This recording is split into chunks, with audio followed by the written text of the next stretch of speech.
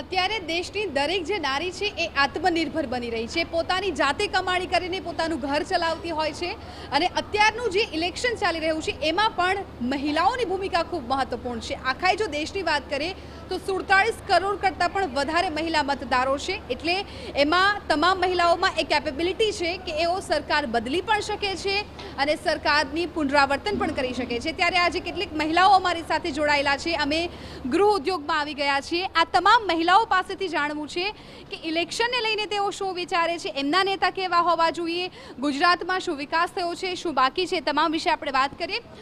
સૌથી પહેલાં તો એ પૂછવું છે કે તમે અત્યારે શું બનાવી રહ્યા છો? ફૂલવડી છે ને ઝીણી તીખી સેવ છે। અચ્છા, વાહ, તમને મજા આવે છે કામ કરવાની? કામ કરવાની તો મજા આવે છે, અમે 22 વર્ષથી હું અહીંયા છું। હમણાં લોકસભાનું ઇલેક્શન તબક્કાવાર હવે શરૂ થઈ ગયું છે, આપણે 7 મેના રોજ ગુજરાતમાં છે, તો ચૂંટણીને લઈને તમે શું કહેશો? ચૂંટણીને લઈને કહેવું એવું છે કે ભાજપ સરકાર, મોદી સરકારનું કામ ગમે છે ઘણું બધું, અને એમના સરકારના લાભ અમે ઘણા લીધા છે। મારો બાબો MBBS થયો છે, એટલે MBBSમાં એડમિશન લીધું હતું।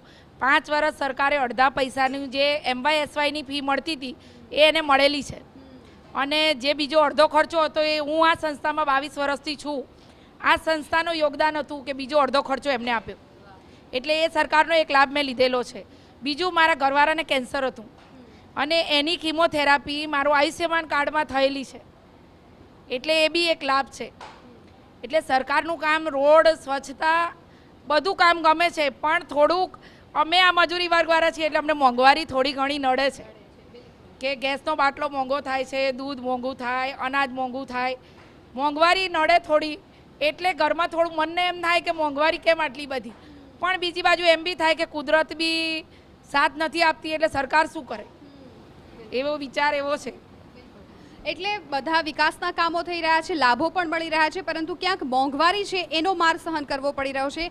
બેન, તમે શું કહેશો? લોકસભાની ચૂંટણી છે, આવી ગઈ છે, હમણાં ગુજરાતમાં મતદાન થશે, તમને કોઈ મોંઘવારીનો પ્રશ્ન નડે છે? હા, મોંઘવારી તો છે જ ને બેન, અમારે છે। હું અહીં 35 વર્ષથી કામ કરું છું। પહેલાં કરતાં અમને સંસ્થા કરતાં તમને લાભ બધો અમને સારો મળે છે।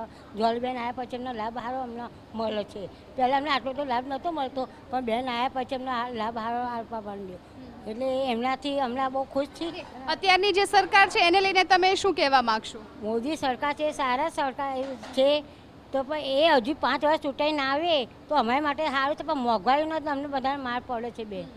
છોકરા ભણાવવાના, બધું કરવાનું, એટલે ના, બરાબર છે।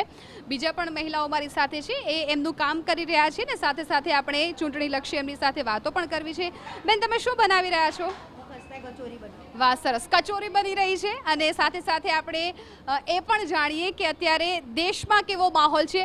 જ્યારે પણ ઇલેક્શન આવે તો બધા નેતાઓ તમારા વિસ્તારમાં દેખાતા તમને થઈ જતા હશે, તમારું શું માનવું છે ઇલેક્શનને લઈને? સારું છે, ઇલેક્શનમાં મોદી સરકાર સારી છે, અને જે અમને વિધવા સહાયનું મળે છે એ પણ અમને સારું મળે છે। તમને ટાઈમે મળી રહે છે? ટાઈમે મળી રહે છે, રેગ્યુલર પૈસા જમા થઈ જાય। કેટલા થાય છે? હે, કેટલા પૈસા જમા થાય? 1500 રૂપિયા જેવા, 1200-1500 જેવા। તો પૈસા આવવામાં કોઈ તકલીફ પડે કે ટાઈમ? કોઈ નહીં, કોઈ તકલીફ નહીં, ટાઈમે આવી જાય છે। તો તમને શું લાગે છે કે આ વખતે સરકાર એ જ રહેવી જોઈએ કે બદલવી જોઈએ? ના ના, એ જ રહેવી જોઈએ, મોદી સરકાર જ રહેવી જોઈએ। મોદી સરકાર તો રહેવી જ જોઈએ। મોદી સરકાર રહેવી જોઈએ એવું બોલી રહ્યા છે। બીજા પણ બેન અમારી સાથે છે જેઓ કદાચ પૂરી બનાવવાની તૈયારી કરી રહ્યા છે, એમની સાથે વાત કરીએ। તમને શું લાગે છે? બધા એવું કહે છે કે મોદી સરકાર બની રહેવી જોઈએ, તમે શું માનો છો? સારું છે, સારું, મોદી સરકાર જ આવવું જોઈએ, એટલે કઈ પ્રોબ્લેમ નથી? નથી, કઈ પ્રોબ્લેમ નથી। તમારે આટલું બધું કામ કરવું પડે તો એ પ્રમાણે તમને મજૂરી મળી રહે છે? મજૂરી મળી રહે છે, એટલે સારી રીતે એક સરકાર આપી જોઈએ। એક સરકાર જ રહી છે બધા। બીજા પણ લોકો છે, એમની સાથે વાત કરીએ। બધા પોતપોતાનું સરસ કામ કરી રહ્યા છે। સરસ અહીંયા મીઠાઈના બોક્સ છે તૈયાર થઈ રહ્યા છે। આ વખતની ચૂંટણીનો માહોલ કેવો રહેવાનો છે, તમને શું લાગે છે? ખાસ કરીને ગુજરાતમાં સરકાર આવશે એ આવી જ રીતે તમારા માટે મીઠાઈઓ લઈને આવશે? આવશે જ તો, અને મીઠાઈઓ અમારી સારી વિચારશે, સરકાર ભાજપ જ આવશે। હા, ભાજપ જ આવશે, મોદી સરકાર જ આવશે।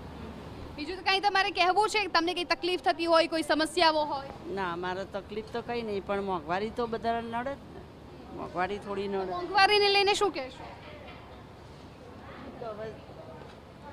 એમાં તો અમે શું કરી શકીએ, સરકાર જે કરે। તમને લાગે છે મોંઘવારી? હા, મોંઘવારી છે, અને બીજું અહીંયા અમે 10 વર્ષથી એમ કામ કરીએ છીએ। આ અમારી ધરતી સ્વાવલંબન કેન્દ્ર છે, આ અમારું ધરતી એનજીઓ છે અમારું એક, અને બધી મહિલા, હું એક વિધવા બેન છું, 10 વર્ષથી અહીંયા કામ કરું છું હું. અને મારું એવું માનવું જોઈએ કે આપણા ભારત દેશમાં ફરી એકવાર નરેન્દ્ર મોદી આવવા જોઈએ.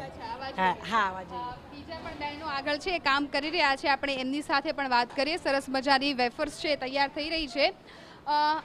લોકસભાનું ઇલેક્શન ખબર છે ને અત્યારે ચાલી રહ્યું છે તબક્કાવાર. આપણે ગુજરાતમાં 7 તારીખે મતદાન માટે જવાનું છે. જવાના છો તમે? હા, જવાના નહીં. અચ્છા, તો શું લાગે છે આ વખતે કોની સરકાર બનશે? મોદી સરકાર. મોદી સરકાર જ બનશે? હા. તમને કઈ સમસ્યા નથી લાગી રહી? ના, કોઈ બી નહીં. તો આગળ તો અમે બહેનો સાથે વાત કરી તો એ લોકો એવું કહે છે કે મોંઘવારી છે. મોંઘવારી હોય તો બી પણ મોદી જ આવશે. કેમ મોદી જ આવશે? મોદીનો વિકાસ સારો છે. એટલે વિકાસમાં શું શું થયું?